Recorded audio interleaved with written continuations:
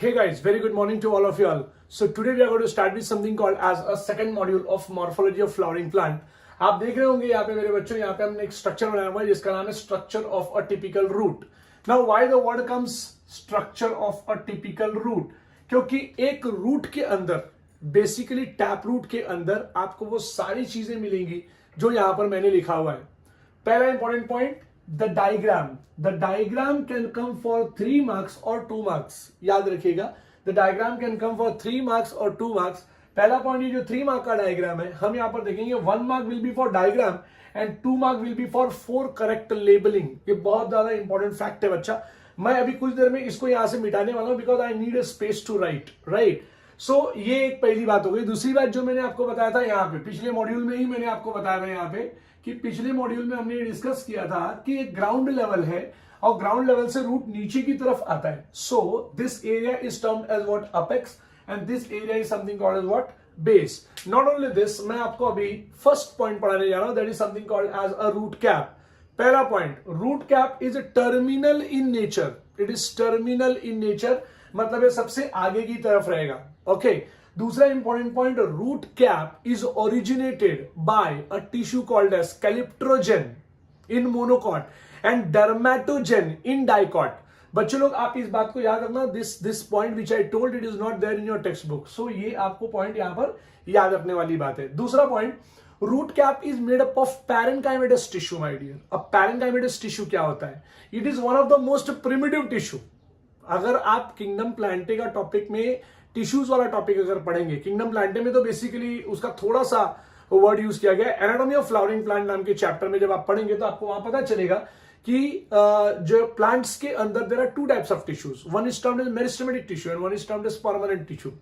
Now meristematic tissues क्या होता है? Meristematic tissues are that type of tissue which has a great ability to divide and redivide. And what is permanent tissues? Permanent tissues are the type of tissues which do not have an ability to divide and redivide. Not only that, so permanent tissue का एक example है parenchymatous tissue, my dear. Okay, and permanent tissue में सबसे primitive tissue का नाम होता है something called as parenchyma. So parenchymatous cells से बना हुआ ये structure है. Means root cap एक बार form हो गया तो it will not divide. Point number 1. एक बार फॉर्म हो गया तो इट विल नॉट डिवाइड, चाहे कुछ भी हो जाए. दूसरा important point, root cap is multicellular in nature. याद रहे, root cap is multicellular in nature. Not only that, it can be unilayered और it can be multilayered. ध्यान रहे, इट कैन बी यूनिलेयर्ड और it can be multilayered in nature. It can be visible and it cannot be visible. ये inconspicuous हो सकता है. जैसे dicots में ये इनकॉन्स्पिकुअस होता है, it is not clearly visible. लेकिन मोनोकॉट में ना आप इसको बहुत अच्छी तरीके से देख सकते हो, right. And not only that, they can be multiple in nature. So multiple root caps can also be formed. Multiple root caps can also be formed. ये शब्द आप याद रखेंगे, मल्टीपल रूट कैप्स. सो ये पॉइंट भी आपको याद रखना है. सो मल्टीपल रूट कैप किसमें फॉर्म हो सकता है मेरे बच्चों? Multiple root caps can be formed in certain plant like screw pine. अब screw pine का scientific name है pandanus, right? So screw pine is a one which shows multiple root cap. माने एक कैप, दूसरा कैप, तीसरा cap, इस तरीके से. Not only this, the cells of the root cap they produce something called as mucilage. So चिपचिपा structure produce करते हैं something called as mucilage, which increases or which allows the movement of a root to pierce into a ground, right? They show something called as graviperception, my dear. ये शब्द आप याद रखेंगे. They show something called as graviperception, मतलब उस तरफ, gravity की तरफ बढ़ने के लिए, और जियो परसेप्शन मतलब जियो मतलब जमीन की तरफ बढ़ने के लिए वो जो है वो बार बार इसको इनिशिएट करते हैं. किसको? रीजन ऑफ सेल डिवीजन और बाकी के एरियाज को. So root cap, yes, it is the सबसे पहला point, it is a terminal part. दूसरा important point, it will not divide and redivide. It is made up of parenchymatous tissues, right. Root cap can be unilayered और multilayered. Root cap का एक point ये कि there can be multiple root cap as it is seen in something called as a screw pine, जिसका नाम pandanus, जैसे मैंने आपको बताया. Not only this, root cap का एक स्पेशलिटी और है, root cap can get converted into root pockets in certain aquatic plants, right. Certain aquatic plants में आप देख सकते हैं जो है वो root cap can get converted into root pockets. Now what are these root pockets my dear? Root pockets are nothing but a small pocket like structures which contain large number of air cavities which helps certain plants to float on water. अब float word से ज्यादा important है buoyancy. They show buoyancy, right? So plant can move on water because of all these root caps. एक आपको और बात बता दूं मैं, root cap मतलब root pockets. एक बात मैं आपको और बता दूं, as soon as a root gets matured और ज्यादा बड़ा हो जाता है, so at that time root cap is given out. मतलब root cap वहां पर नहीं रहेगा, root cap जो है वो shed off हो जाता है. Not only this, मैं आपको बता दूं, अब root cap is protecting to whom? It is protecting the region of cell division, my dear. It is protecting the region of cell division. याद रखना, right? So इतने सारे पॉइंट्स आपके रूट कैप के ही हो गए. ओके, अब नेक्स्ट हम लोग जो बात करने जा रहे हैं, it is a region of cell division. याद रखो, region of cell division is a place, I can say that it is a subterminal in nature, right? Not only this, region of cell division shows a presence of meristems. Now मैंने अभी कुछ देर ही पहले बोला था आपको कि plant के अंदर दो टाइप के टिश्यूज होते हैं. एक होता है मेरिस्टेमेटिक टिश्यू और एक होता है परमानेंट टिश्यू. जहां पर मेरिस्टेमेटिक टिश्यूज का एबिलिटी होता है कि they can divide and redivide, and that is what is going here my dear. मैं आपको बताऊं, region of cell division is a place where large number of small meristematic cells are present. अब आप बोलोगे Amit sir ये small word क्यों बोला? They are very small, they are thin walled, right? They have a great ability to divide and redivide. They are compact in nature, means they will not show intercellular spaces. And can you imagine my dear, इसका जो area होता है, it is only 1 mm. आपके scale पे अगर मैं आपको दिखाऊं तो इट इज ओनली 1 mm. याद रखो, so it is only 1 mm in nature. और ये बढ़ता चला जाएगा. You know, it will divide and redivide, और रीडिवाइड होते होते it will increase the length of the root. So the length of the root is increased by whom? The length of the root is increased by region of cell division by addition of cell. मेरे बच्चे याद रखना, it is addition of cell. It is not elongation of cell. No, it is addition of cell. So region of cell division is a place which is of only 1 mm in nature. Not only this, they are the one who has a great ability to divide and redivide because they contain meristematic cells. इसके बाद यहाँ पे it increases the length of the root by addition of the cell. Next, what comes is something called as a region of elongation. मैं आपको region of cell division में पहले ही बता चुका हूं मेरे बच्चे. मेरिस्टेमेटिक सेल होने की वजह से सेल वॉल होता है थिन, माइटोकॉन्ड्रिया अब ये नीट के पॉइंट्स. सेल वॉल होता है थिन, माइटोकॉन्ड्रिया होंगे ज्यादा, rate of respiration will be more. याद रखो, vacuoles will be either they will be absent और they will be less in number. ये सब जो कैरेक्टरिस्टिक्स है, ये वापस मैं आपको बताऊं, थोड़ा एनाटॉमी ऑफ फ्लावरिंग प्लांट से जो है वो ज्यादा रिलेट होता है. डेडिकेटेड चैप्टर है उसके लिए, जैसे मैंने आपको बताया था. फिलहाल हम लोग यहां पर ये बात करेंगे.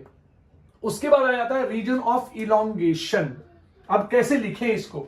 Region of elongation is a region जहां पे which is between a region of cell division and region of absorption. बहुत ज्यादा important point, region of cell division and region of absorption.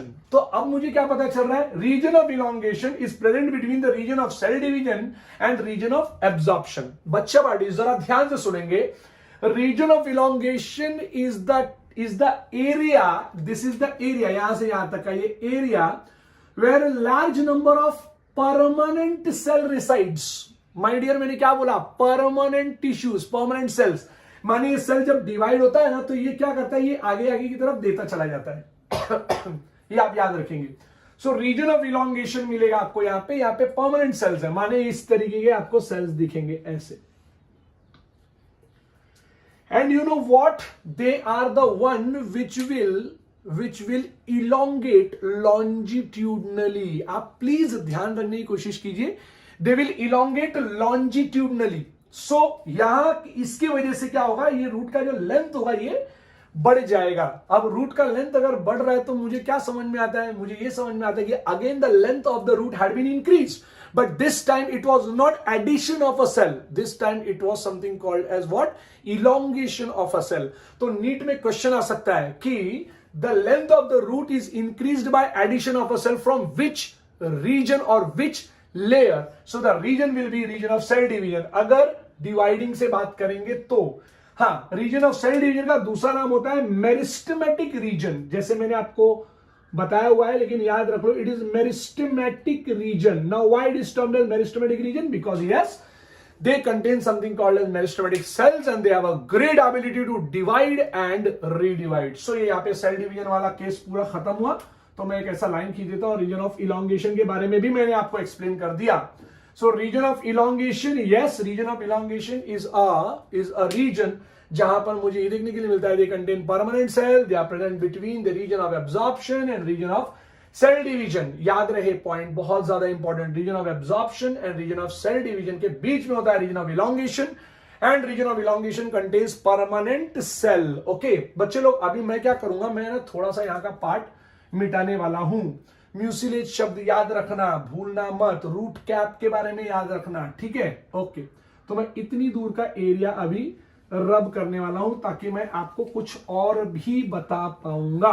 Okay, now इसके बाद जो हम लोग पढ़ने वाले हैं, it is a game changing moment in a root.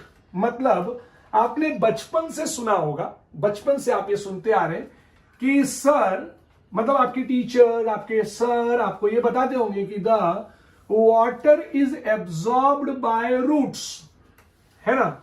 Lower classes में आपने पढ़ा है कि water is absorbed by roots. लेकिन अब हम लोग ये देखेंगे कि क्या वाटर सचमुच रूट से एब्जॉर्ब होता है? ये बहुत ज्यादा इंपैक्टिव बात है. क्या सचमुच वाटर रूट से एब्जॉर्ब होता है, या रूट के अंदर ऐसा कोई प्लेस है जहां से एब्जॉर्ब होता है? Yes, there is a place called as a region of absorption और रीजन ऑफ रूट हेयर. अब पॉइंट वाली बात आपको बताता हूं, एकदम खतरनाक बात. बात कुछ ऐसा है कि अगर आप एनसीईआरटी का टेक्स्ट बुक देखते हैं ना, तो वहां पे region of root hair, region of absorption, ये सब कुछ जो है वो रीजन ऑफ मैचुरेशन में आता है. और स्टेट के बुक में इसको अलग दिया हुआ है. तो जब आप स्टेट के बुक का एग्जाम देंगे तो आपको यहां पे ये रीजन आपको ऐसा एक्सप्लेन करना पड़ेगा. लेकिन जब आप एनसीईआरटी पढ़ेंगे, जब मैं आपको एनसीईआरटी के क्वेश्चन सॉल्व कराऊंगा, when I will be solving the questions of NCERT, वहां पे हाउ मेनी लेयर पूछेंगे तो आपको बोलना है 3 layer. Region of root, this region of cell division, region of cell elongation and region of maturation. तो आप मुझे बोलोगे सर सही कौन है? मैं आपको बताना चाहूंगा सही एनसीईआरटी है यहां पे. You know why? क्योंकि मैचुरेशन का मतलब और डिफरेंशिएशन का मतलब क्या होता है? Whenever any cell, याद रहे बहुत ज्यादा इंपॉर्टेंट ये point, whenever any cell knows it, या जब उसको समझ में आ जाता है कि उसका काम क्या है, जब उसको ये समझ में आ जाता है ना कि उसका काम क्या है, अगर किसी सेल को ऐसा समझ में आ जाए, yes, that part or that cell is differentiated or matured, right? So differentiation is defined as what, or maturation is defined as what? This is a place where each and every cell knows its function. और यहां पर भी जो root hairs आप देख रहे हो, they are knowing their function. So whenever any cell understands or whenever any cell knows its function, the cell is differentiated, my dears. Right? अब यहां पर हम क्या देखने वाले हैं? हमको यहां पे देखने के लिए मिला रूट हेयर्स. जैसे ये शब्द हेयर आता है ना, हमको हमारे हेयर्स की याद आ जाती है. अब जब हम अपने हेयर्स की बात करते हैं तो याद रखना वो हेयर्स जो है वो प्रोटीन्स होते हैं, दे आर केराटिन. लेकिन यहां पे जो हेयर है, they are not proteins my dear, they are literally outgrowth of epidermal cells. ये पॉइंट आप याद रखो. They are literally the outgrowth of epidermal cells my dear. ये एपिडर्मल सेल्स के आउटग्रोथ होते हैं, ये इस तरीके से जो लैटरली ऐसा बाहर की तरफ निकलते हैं. Right now these root hairs are very कमाल का रूट हेयर्स. अब मैं थोड़ा सा रीजन ऑफ एब्जॉर्प्शन पे आ जाता हूं. ये थोड़ा कुछ देर के बाद एक्सप्लेन करूंगा. मैं भी थोड़ा सा इसके सेल्स के स्ट्रक्चर्स में घुसना चालू कर दिया, बट पहले जो है वो रीजन ऑफ एब्जॉर्प्शन डिस्कस करते हैं. Now region of absorption, yes, region of absorption is basically present between the region of maturation and region of something called as elongation. ऐसा स्टेट का टेक्स्ट बुक बोलता है. Region of absorption is the place where the outermost cells, माने outermost cell का नाम होता है epidermal cells. लेकिन एपिडर्मल शब्द आपको रूट में कभी यूज ही नहीं करना है, रूट में आप यूज करोगे एपिब्लेमल सेल्स माय डियर, याद रखना मेरे बच्चे। In root the outermost layer, अगर ये रूट है तो the outermost layer is epiblema, लेकिन अगर वो स्टेम है तो it is something called as epidermis. बहुत इंपॉर्टेंट पॉइंट। सो रूट का सेल्स जब आप देखते हो या फिर रूट का आउटर मोस्ट लेयर देखोगे तो आप एपिब्लेमा लिखोगे, और स्टेम, लीफ, कोई भी आप कोई शूट सिस्टम का कोई भी स्ट्रक्चर आप पकड़ लीजिए, you will see something called as epidermis. So यहां पर हम बोलेंगे एपिब्लेमा से निकला हुआ स्ट्रक्चर है रूट हेयर। तो सर इस सेल का नाम क्या हुआ पहले, तो आप ये बताइए। It is epiblemal cell, my dear. It is epiblemal cell. Now, what do you mean by the word epiblemal cell? Epiblemal cell is the outermost cells, outermost layer का cells. Okay. चलो भाई epiblemal cell हो गया. Now they are showing something called as outgrowth, called as root hair. अच्छा sir, क्या बात है, बहुत सही बात है. Now root hair is made up of. अब मैं आपको थोड़ा सा इसका स्ट्रक्चर भी बता दूं. Okay. So what I was telling to you all my dear कि हम लोग है ना रूट हेयर के बारे में बात कर रहे थे, तो मैं आपको रूट हेयर के बारे में कुछ वेरी इंपॉर्टेंट फैक्ट्स जो है वो आपके सामने रखना चाहता हूं। जैसे एपिब्लेमल सेल है, यस यहाँ पे एपिब्लेमल सेल मिल गया मेरे को, and here it is something called as root hair. लेकिन root hair is made up of how many layers of cell wall? So root hair is made up of 2 layers of cell wall, या फिर मैं कहूंगा 2 cell wall. Word याद रखना है, यहां पे मैं लिख देता हूं, दे कंटेन 2 सेल वॉल मेरे बच्चों। तो 2 सेल वॉल होगा, तो 2 सेल वॉल होगा तो पक्की बात है कि there will be something called as outer cell wall and inner cell wall. तो यहां पे लिख देता हूं मैं, यहां पे इट कंटेन्स 2 सेल वॉल, और 2 सेल वॉल में एक होगा आउटर सेल वॉल और दूसरा होगा inner cell wall. Right my dear. अब आउटर सेल वॉल और इनर सेल वॉल आपको देखने के लिए मिल गया। अब आउटर सेल वॉल का एग्जाम्पल, मतलब outer cell wall is made up of what? तो outer cell wall is made up of pectin नाम का कंपाउंड, वर्ड याद रखना, पेक्टिन नाम का compound. And inner cell wall is made up of cellulose नाम का कंपाउंड। मैक्सिमम टाइम ऐसा होता है कि हम भूल जाते हैं कि अरे आउटर सेल वॉल का क्या था, अरे इनर सेल वॉल का क्या था। तो कोड वर्ड ले लीजिएगा मेरे बच्चों मेरे से, इनसे ओपेक दिखता है। बहुत ज्यादा इंपॉर्टेंट फैक्ट, इनसे ओपेक दिखता है। इन माने इनर सेल वॉल, से माने सेलुलोज, ओ माने आउटर सेल वॉल, पेक माने पेक्टिन। तो इनसे ओपेक दिखता है, ये वर्ड आपको याद रखना है। And both of them are what my dears, याद रखना, both of them are, they are water lovers, माने they are hydrophilic in nature, they will absorb water, they will absorb large amount of water my dear. So आपका question आएगा कि sir आप अगर ऐसे कहते हो कि they will absorb water from here this root hairs, तो what about this area sir, ये एरिया का क्या? मैं आपको बताऊं, ये पूरा area is made up of chemical called as suberin. मेरे बच्चों बहुत important point, suberin is a type of a chemical which does not allow the water to enter inside. मतलब पानी यहां से घुसेगा ही नहीं, पानी घुसेगा सिर्फ रूट हेयर से। सो रीजन ऑफ एब्जॉर्प्शन पहला नाम, रीजन ऑफ रूट हेयर दूसरा नाम, दोनों नाम याद रखना। तीसरा, क्योंकि हेयर निकला है विच लुक्स लाइक पिलाई, पिलाई माने हेयर्स, तो तीसरा नाम हो गया piliferous layer. The third name is piliferous layer. पहला point, region of root hairs, half mark. It is also termed as region of absorption, half mark. It is also termed as region of, याद रखना, region of piliferous layer. So piliferous layer से ही root hairs निकलते हैं, they have a great ability to absorb water. Why? Because they contain hydrophilic substance called as pectin and cellulose. So why not it is possible at the next region? It is not possible because they are matured and they have a layer of a suberin नाम का chemical बेटा।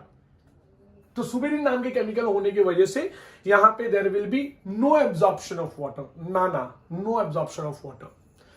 सो हम यहां पर आ गए root hair, हमने यहां पे बात कर ली रीजन ऑफ एब्जॉर्प्शन, हमने यहां पे बात कर ली रीजन ऑफ रूट हेयर की। एक और खास बात मैं आपको बताऊं, रीजन ऑफ रूट हेयर में जो रूट हेयर्स होते हैं ना, दे आर एफीमेरल। एफीमेरल का मतलब होता है शॉर्ट लिव्ड, 10 to 15 डेज में they have to get replaced, नए रूट हेयर्स आएंगे। 10 to 15 डेज में इसको रिप्लेस होना ही है, चाहे कुछ भी हो जाए। They have to get replaced in 10 to 15 days. So नए रूट हेयर्स आएंगे, नए रूट हेयर्स आएंगे, और जब नए रूट हेयर आएंगे दे विल एब्जॉर्ब। इसीलिए बचपन में जब हम लोग कोई प्लांट को वहां से उस मिट्टी से निकाल के अगर हम वहां पे लगाने की कोशिश करते थे ना, सो वो ग्रो नहीं होता था। You know why? क्योंकि तुमने जब खींचा ना मेरे बच्चे, तो ये रूट हेयर्स नहीं, ये यूनिसेलुलर होते हैं।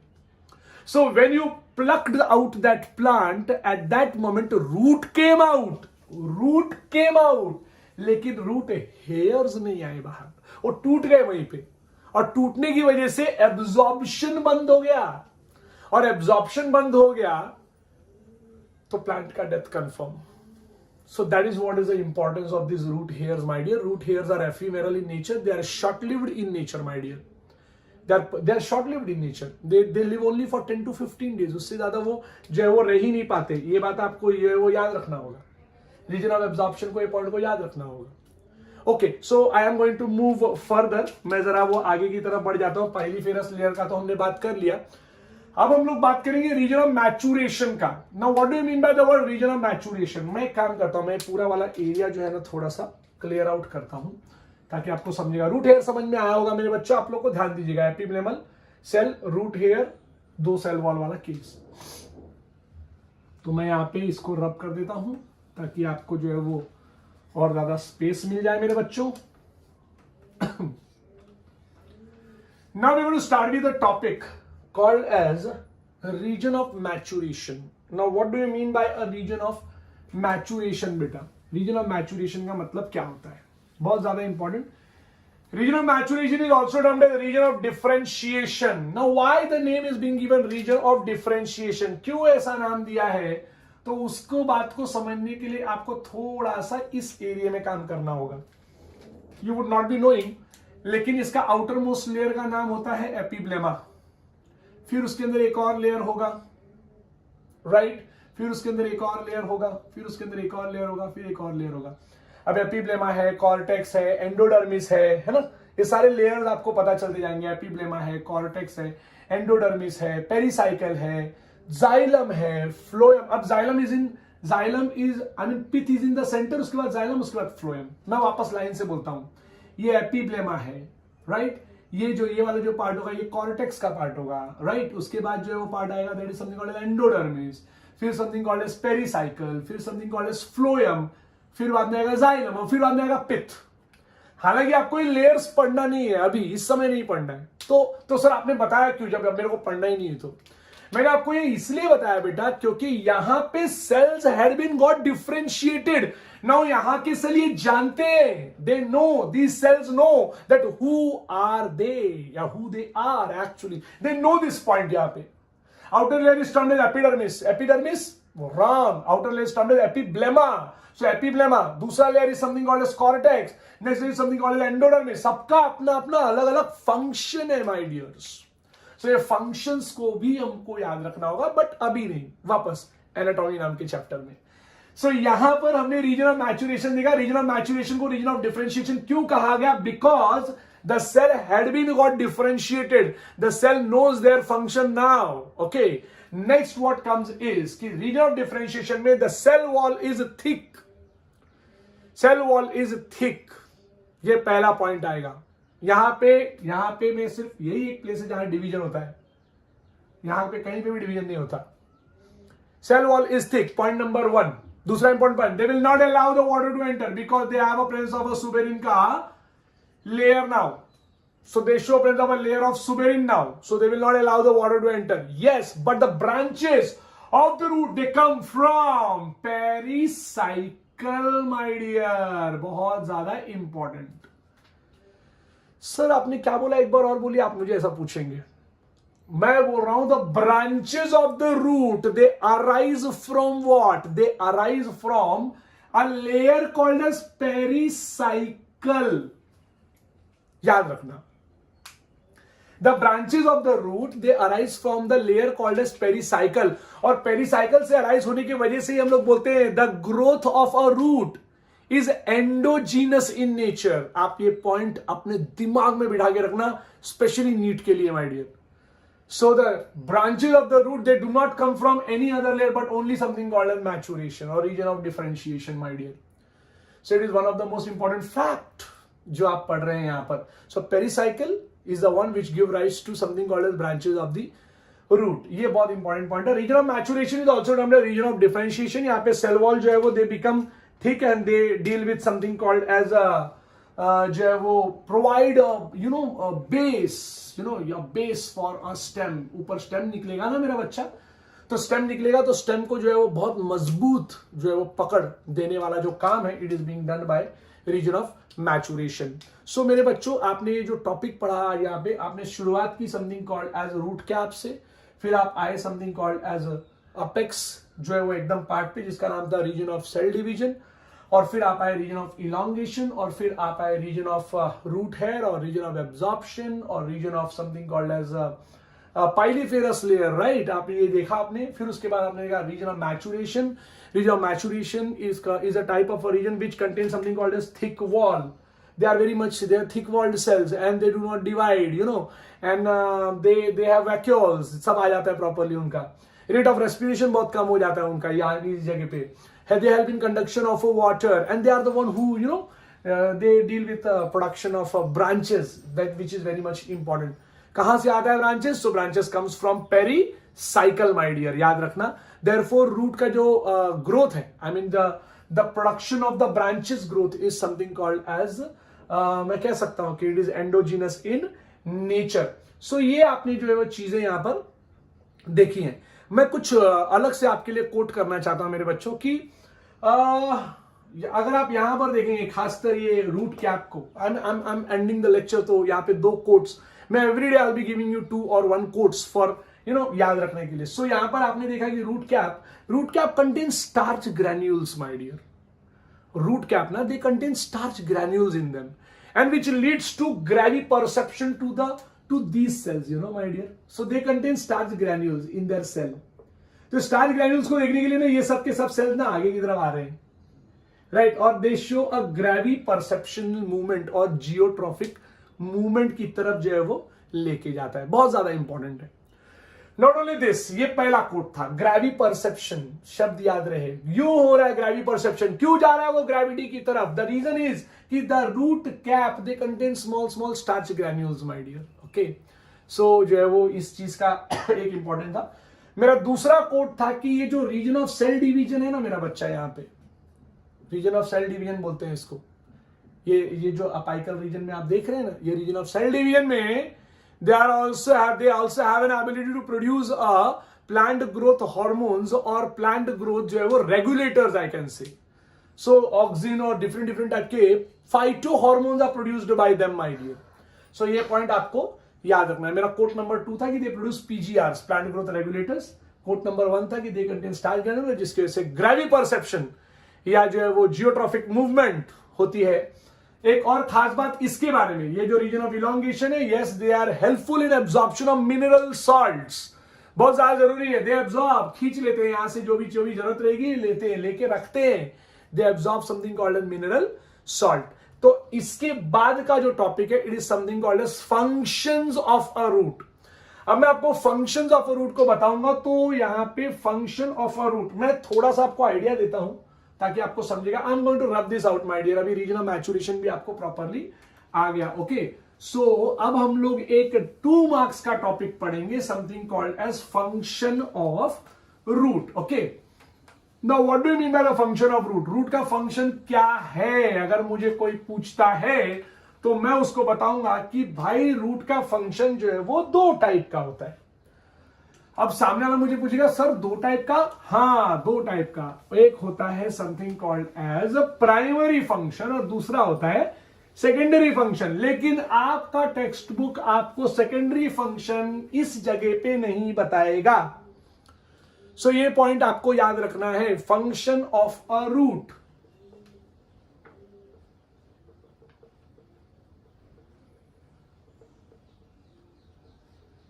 It is. So here we are going to start with something called as function of a root, my dear. Okay. So when you're going to talk about function of a root, the function of a root is divided into 2 parts or 2 types, I can say. So पहला point होगा it is something called as primary function and secondary function. Now what do you mean by primary function? Primary function को याद रखने का तरीका क्या है? Primary function को याद रखने का तरीका है FAACT, फैक्ट. F का मतलब होगा fixation. So the function of a root is to fix the entire plant into a ground, right? So fixation. Next is what? Anchorage. Fix का मतलब होता है पकड़ और एंकरेज का मतलब होता है जकड़. तो एंकरेज का मतलब हो जाता है कि यहां पे एंटायर वो it will get surrounded by entirely it will catch all the soil around present it. Next is something called as absorption. So absorption of salt, mineral, water and all that stuff will be done by the help of a root. Not only this, there is something called as conduction. So again, what is that? Is something called as taking the mineral salt inside, and translocation. Now it is going to transfer from root to each and every part of a plant. Now the second important point is secondary function. बच्चों मैं आपको ये बात बता दूं, primary function आपके book में दिया हुआ है लेकिन सेकेंडरी फंक्शन आपके बुक में दिया हुआ नहीं है.